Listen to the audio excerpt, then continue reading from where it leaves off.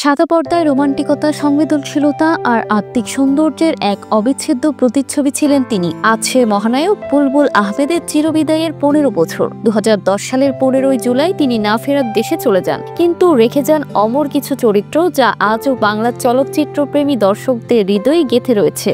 ৭০ দশকে যখন বাংলা চলচ্চিত্রে সৌন্দর্য আর অভিনয় সংমিশ্রণ খুঁজেছিল দর্শক, ঠিক তখনই বুলবুল আহমেদ হয়ে উঠেছিলেন এক নিঃশব্দ ভালোবাসার নাম।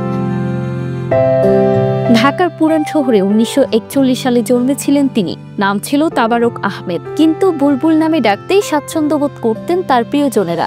আর সেই নামেই তিনি হয়ে ওঠেন বাঙালির পর্দার প্রিয় নায়ক। তার মেয়ে ঐন্দ্রিলা আহমেদ জানিয়েছেন, আজ বুলবুল আহমেদ ফাউন্ডেশনের পক্ষ থেকে প্রয়াত এই অভিনেতার স্মরণে মিলাদ ও দোয়ার আয়োজন করা হয়েছে।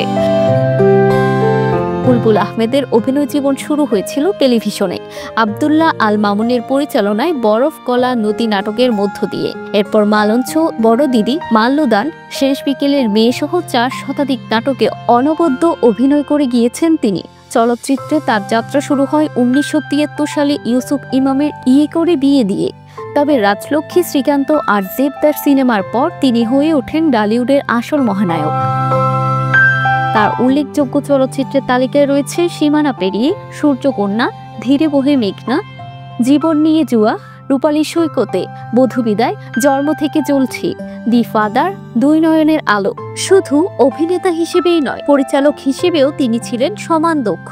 মহানায়ক, ওয়াদা, ভালো মানুষ, আকর্ষণ, রাজলক্ষ্মী, শ্রীকান্ত, কত যে আপন সহ একাধিক চলচ্চিত্র পরিচালনা করেছেন, যা আজও দর্শকদের মনে গেঁথে আছে।